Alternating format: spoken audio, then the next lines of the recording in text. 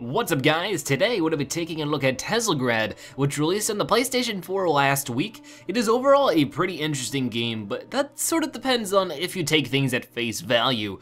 If the words 2D puzzle platformer indie make you sort of cringe and not want to play the game, then this isn't for you, but for those of you who can still look past that, this is a game with a lot of soul to it. I actually like it a lot. So we're gonna head in and we're gonna talk a little more about it. Alright, so we're into the game here. Teslagrad is very beautiful. Its hand-drawn art style is super duper attractive. I like this little area that we're in right now the most, how you can see the very lit up city in the background, and there's an interesting story to this game, but at first let's explain the gameplay. Basically, this is sort of not the best example. We'll run into better examples, but think of this game with magnets. You know, you have red and blue, just think of it plus and minus, so if we were a magnet and we were also blue, we would detract from this and, you know, be blown away, or be attracted to it if we were red, if we were the minus. So if we go over here with our blue power up now, we'll be detracted by it and go, you know, be pushed upwards. And that's the basics of the game. And we'll be seeing that in many, many different ways. So it's nice and helpful to remember that, you know, just opposites attract. So yeah, let's go through here and we do the same thing. These plants will give us the blue power up. The blue plants will give it the blue power up, and the red, obviously enough. And it works just like that. Now the story of this game is basically you are a kid who plays in just about a war-torn land, and you just had to leave your house for unknown reasons. Most of the story is represented in a non-dialogue expressed way. And it's sort of kind of like Fez and how you adventure the game. You can adventure the game in whatever order you want. I could have gone to any of these rooms in like any concession that I wanted to. Of course, if I have certain powers, I'll be able to get to other ones earlier than others, but it's my choice how I explore it. And then that way it's similar to Fez, but besides that, you know, the way you discover and celebrate all of these ideas is basically linear. So we're gonna be trying to make our way over to a more main area where I can show the basics of the puzzles, but basically, you know, that's the idea of it. You can see that I've sort of had this dashing move that I've unlocked. And you know, the more you unlock stuff, the more you sort of progress through the areas. And here we have a mural which explains a bit more of the story and also exemplifies how beautiful the art style is here. And here we go, we have some more blocks. So I can, you know, pick up this, and I wanna go on over here, but I gotta be careful. So like, I can pick up this power up and try to get over to this red part so that I can, oh, not like that. I can get over to the red so I can hang on to that because I'll be attracted to that. And that's sort of a big difficulty point in the game though, is that for, you know, many reasons, it's just difficult because you die in one hit, no matter what. There's no guarding in this game, and sometimes that can lead to some frustrating amount of difficulty. Maybe I'm not doing this right. Maybe I can just jump up, not quite either. Gosh darn it, and you can see, this is where it could get a little tough when you only have one hit and then you're down. All right then, so let's try it like that. There we go, that's easy enough. Okay, and then we just need to do it. Oh, no, not quite.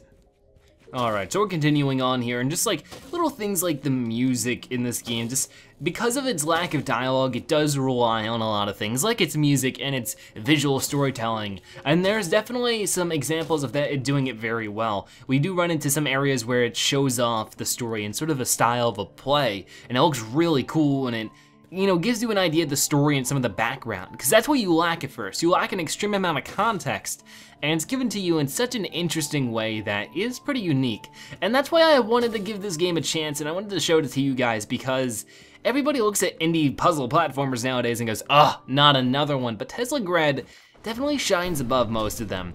Just because, and oh my, we have our second boss fight of the game. I actually haven't been to this point in the game, so it's gonna be a little tough figuring this one out, and the boss fights definitely are hard. The first one I struggled a lot with because of that one-hit death scenario. I think that might be one of the most frustrating points of the game for sure, is how many times you'll be trying the same thing over and over again, just because of how the hitting works and how you'll just be hitting yourself, or getting hit a lot, and that'll be it.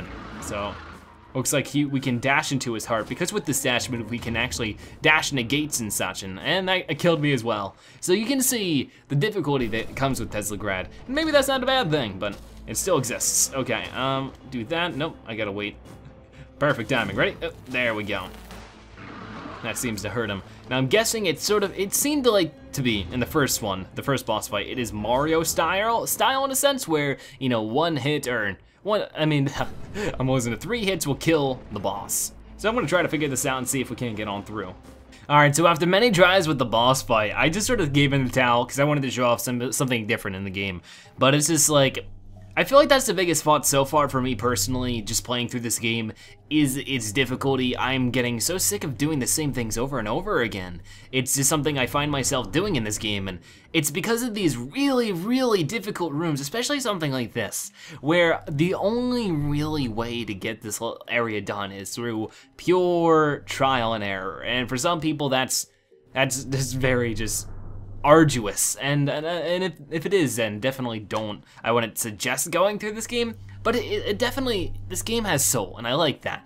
And I like the story and how it approaches it. You know, most games are basically, you know, oh, I am a guy in war, this is a war-torn thing, let's kill everybody. No, this kid, he is an innocent bystander and victim of war, but he has nothing to do with it. He was just born in it. He just happened to be born in it. And it's such a sad fact of life, but at the same time, it's, you know, a very real part of it, and not many games sort of approach that idea. So I come into the game for that. It has a great story, has amazing art style, and it has some fun and interesting mechanics to it. Just the difficulty at times can make it very disengaging. Like, it's very, very difficult at some points, and just makes it purely unfun, and I really don't think maybe it's not even possible to get back this way. I want to get back to the main hub area, but literally, there's no other way to return, so maybe it's forcing me to do the boss fight. Either way, I think I've shown off what I've needed to show off for Teslagrad. A fantastic game if you're into this kind of stuff. Either way, thank you guys so much for watching. You can find a link to this game in the description, and I'll see you guys next time. Bye-bye.